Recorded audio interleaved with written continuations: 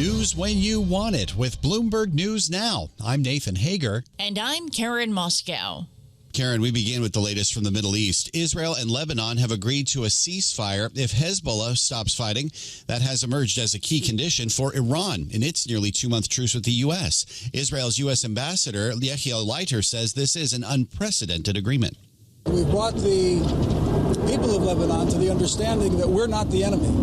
Hezbollah is.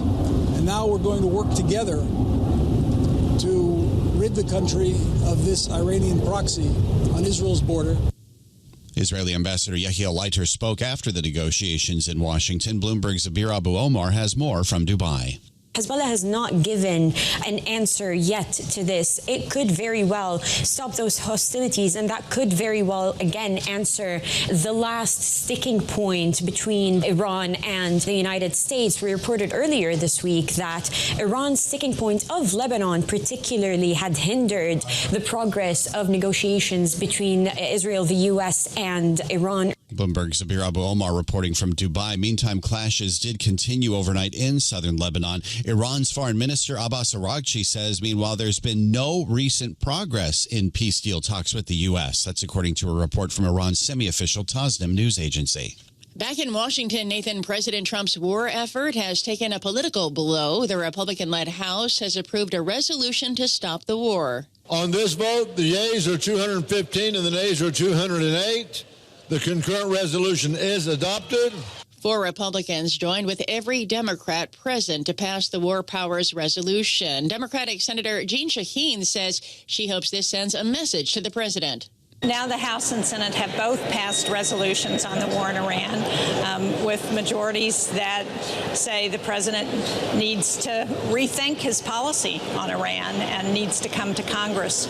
And New Hampshire Democrat Jean Shaheen appeared on Bloomberg's Balance of Power. This was the 4th time this year that Democrats forced a vote on the war, and the first time they got enough support from Republicans to pass it. Karen, they're still counting the votes in the California governor's race more than 24 hours after the polls closed. With 58% of precincts reporting, Republican Steve Hilton is maintaining a lead with 27.6% of the vote. He's followed by Democrat Javier Becerra with 25.6%. Fellow Democrat Tom Steyer's holding on in third with 19.8%. The top 2 finishers go on to the general election, regardless of party. In Los Angeles, Nathan, where voters also weighed in on mayor, early results suggested a runoff between Democratic incumbent Karen Bass and reality TV star Spencer Pratt, a registered Republican. California's heavy reliance on mail-in ballots means a final result could be days away. According to the Associated Press, with 63% of the votes counted, Bass holds the lead with roughly 35% of votes, followed by Pratt with about 30%, and City Council member Nithya Raman at 22%. If no candidate surpasses 50% of the vote, the top 2 finishers will advance to a runoff. Well, let's move from California to New York, Karen, where Knicks fans are celebrating a comeback win in Game 1 of the NBA Finals. And Bloomberg's John Stashower is here with more on the game to remember in San Antonio. John. All right, Nathan, the Knicks trailed the Spurs by 14 in the second half, and they rallied back, led by their captain. Brunson keeps it alive. Bridges looks back to Brunson. Corner 3 is up. Bang! Jalen Brunson from downtown.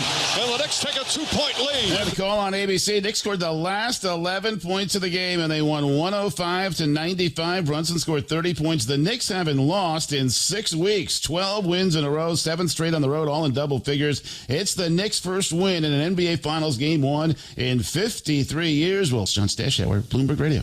All right, John, thank you. We turn now to the markets, where the 9-day winning streak for stocks is over. The S&P 500 fell from a record and closed down 0.75%. Goldman Sachs CEO David Solomon says investors have a lot to digest. We have a lot of things going on in the macro with the war, with the oil shock, supply chains, inflation getting stickier, that are going to have an effect. And the market may absorb all that differently than it's absorbing it at the moment. At the moment, it's kind of brushing it aside. And Goldman Sachs CEO David Solomon made the comments on the latest edition of the Bloomberg Odd Lots podcast. Get the full conversation on Apple, Spotify, or anywhere else you download, and also on our new video hub on the Bloomberg Business app. Well, Karen, Nasdaq futures are leading declines this morning, and Broadcom is helping fuel the losses. That stock is down more than 13% in early trading. The company delivered a disappointing forecast for artificial intelligence chip revenue. Gil Luria is head of technology research at D.A. Davidson. This company has a big role in the growth of AI. It's just expectations were well beyond what consensus estimates were. And so a small beat just wasn't enough to keep the stock where it's at. And again, it's trading at a premium to NVIDIA. NVIDIA is trading in the low 20s on next 12 months earnings. Broadcom's trading in the 30s on next 12 months earnings. D.A. Davidson's Gil Luria notes that shares of Broadcom are already up almost 40% this year. And that's news when you want it with Bloomberg News Now. I'm Karen Moscow. I'm Nathan Hager, and this is Bloomberg.